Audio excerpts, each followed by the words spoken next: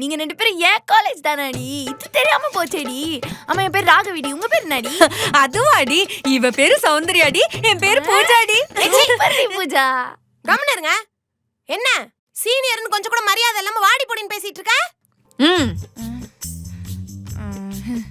சாரிக்கா, ஒரு ஆர்வத்துல ஒரே ஏஜ்னு நினைச்சிட்டேன்.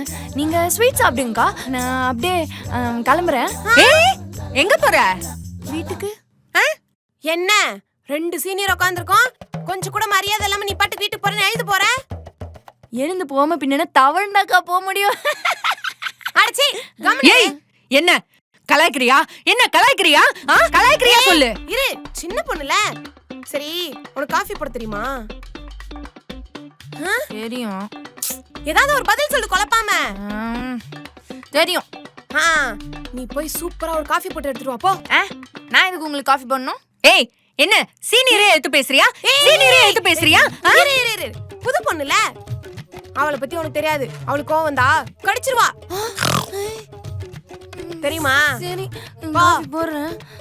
இதுங்க என்ன இப்படி பண்ணுது?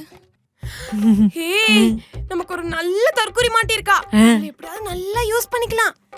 சவுண்டு பேசாம நம்ம வீட்டு வேலை எல்லாமே அவ தலையிலே கட்டிடலாமா? என்ன சொல்ற?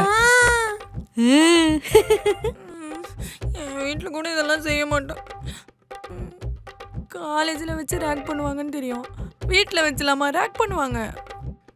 சாவ அடிக்கிறாளுங்க. ஸ்வீட் கொடுக்க வந்தேன் பாரு, என் புதிய செருப்பால அடிக்கணும். ஏய், அங்க என்னடி புலம்புற? ஒன்னும் இல்லக்கா, கிச்சன் ரொம்ப அழகா இருக்குன்னு சொன்னேன். நாங்க வெளில போய் உட்கார்றோம், ஒழுங்கா சூப்பரா ஒரு காஃபி போட்டு எடுத்துட்டு வா. காஃபி மட்டும் நல்லா இல்ல, நம்ம காலேஜ் கேண்டீன்ல காஃபி போட விட்டுருவேன் பாத்துக்கோ.